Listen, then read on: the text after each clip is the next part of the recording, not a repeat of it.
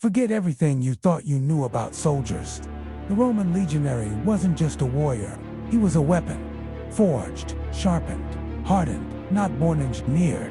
A human being broken down, stripped of softness, and rebuilt into the most feared military force of the ancient world. But behind the glory, behind the empire, behind the unstoppable marching legions, there was pain, there was discipline, there was brutality. Today, we pull back the curtain on the grueling reality that transformed ordinary men into Rome's iron backbone, elite fighting machine capable of conquering the known world. Imagine trading your peaceful civilian life, your family, your fields, your simple weekly routines for the brutal path of becoming history's most feared warrior. For most Roman recruits, this decision wasn't heroic, it wasn't glamorous, it was survival. Life in the Roman Republic and later empire was unforgiving. Most young men who joined the army were too poor to support a family, desperate for steady pay and food, or seeking adventure and escape.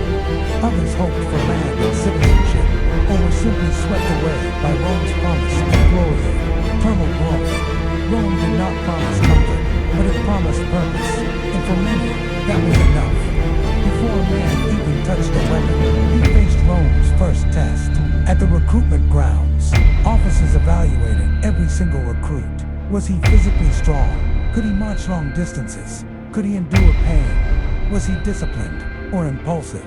And most importantly, was he mentally unbreakable? Anyone small, weak, undisciplined, or physically deformed was immediately rejected. Rome didn't want good men. Rome wanted perfect soldiers. For those accepted, the real nightmare and transformation began. The place where recruits became warriors was the Campus Martis, the field of Mars. Here, Rome stripped away everything that made a man ordinary and refashioned him into something else entirely. Every morning began before sunrise. The first drill, running fully geared, under a weight that would crush an untrained man. This was followed by climbing, jumping, swimming, wrestling, shield training, formation practice, marching, javelin throwing, and weapon drills for hours on end. Recruits weren't allowed to complain. They weren't allowed to rest unless ordered. Their bodies were pushed to the edge, and then further. The legionary didn't begin training with a real sword. Instead, he used a wooden gladius, twice the weight of a real one, and a wooden skewer, heavier than the iron-edged shield used in battle. The logic was cruel, but effective. If you can master a weapon heavier than reality, real combat becomes easier. Every stroke burned the arms. Every drill built endurance. Every day made the recruit just a little stronger, or broke him completely. The legionary's real superpower wasn't just fighting, it was endurance. Recruits marched 20 miles in 5 hours with full gear, under a scorching sun, in silence, without breaking formation. Failure meant punishment. Success meant another march. Rome's discipline was legendary and terrifying. Late to formation. Beaten, lose a weapon. Beaten, fall out during a march. Beaten, disobey. Death, cowardice. Death, desertion, public execution. And the most feared punishment of all, decimation, where every 10th man was beaten to death by his fellow soldiers. This wasn't just cruelty. This was Rome's method of crafting absolute obedience. Every legionary learned quickly, fear the centurion more than the enemy.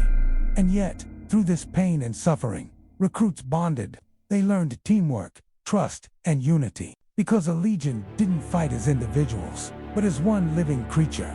A Roman soldier was not just a fighter. He was a walking fortress, an engineer, a construction worker, and a survival expert. His equipment was iconic. The legendary gladius short, deadly, built for stabbing. The pylon, a throwing spear, designed to bend on impact, making enemy shields useless. The scutum, a curved rectangular shield, offering unmatched protection. The larica segmented metal armor that flexed with the body. This gear wasn't just advanced. It was perfectly engineered for Rome's style of warfare. On top of his armor, a legionary carried over 30 kilograms on his back. This marching pack included rations, water, cooking gear, tent poles, tools, a cloak, spare sandals, a bedroll.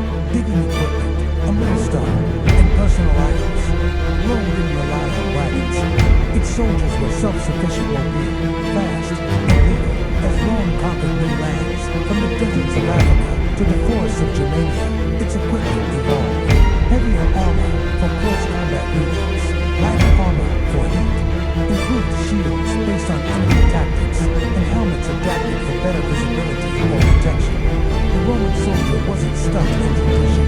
He was the product of constant innovation. Most people imagine a Roman soldier's life as a constant series of heroic battles. The truth, battles were rare. What filled most days was labor, danger, boredom, and fear. Wherever the legion went, it built a fortified camp every single night. Every single night. Ditches, ramparts, palisades, towers, watchposts. The entire camp had to be assembled in hours and dismantled the next morning. A legionary spent more time with a shovel than with his sword. Guard duty meant long nights and cold weather, with the silence only broken by distant sounds of enemies or animals. Falling asleep on duty meant death. Rome tolerated mistakes, but not failure. Far more legionaries died from disease than from war. Rotten rations, contaminated water, harsh climates, insect bites, and infections from untreated wounds were constant threats. A soldier had to be tough physically and mentally even on days with no enemies in sight. The psychological toll was immense. Witnessing massacres, burning villages, executions, and mutilations left scars deeper than any wound. But there was comfort in comradeship. The legionary ate, marched, fought, and bled with the same men for decades. These bonds were unbreakable. The legionary trusted his brother with his life, and often that brother was the only family he had left. So how did Rome conquer so much of the ancient world? How did a city on a small strip of land come to dominate Europe, the Middle East, and North Africa? The answer is simple: the Roman legionary. Rome's engine of expansion. Wherever the legions marched, the map changed. They toppled kings, crushed rebellions, built roads, forts, and cities, secured borders, and enforced Roman law across 3 continents. The discipline that ruled their daily lives built an empire that lasted centuries. Rome itself admired the legionary. Strength, discipline, obedience, duties, values shaped Roman politics, education, culture, and identity. The army wasn't just Rome's shield, it was Rome's soul. Today, modern militaries still study the Roman legion, their squad formations, marching, discipline, hierarchy, logistics, engineering, and training methods.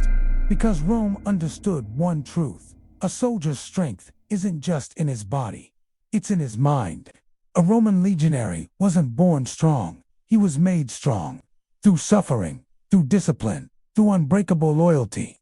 He began as a simple citizen, poor, uncertain, and vulnerable. But through Rome's brutal training, he became a weapon, a conqueror, a symbol of unshakable will. And perhaps the most remarkable thing, the Roman legionary didn't just change history, he defined it. Thanks for watching. If you found this journey into the past fascinating, be sure to like, subscribe, and hit the notification bell for more.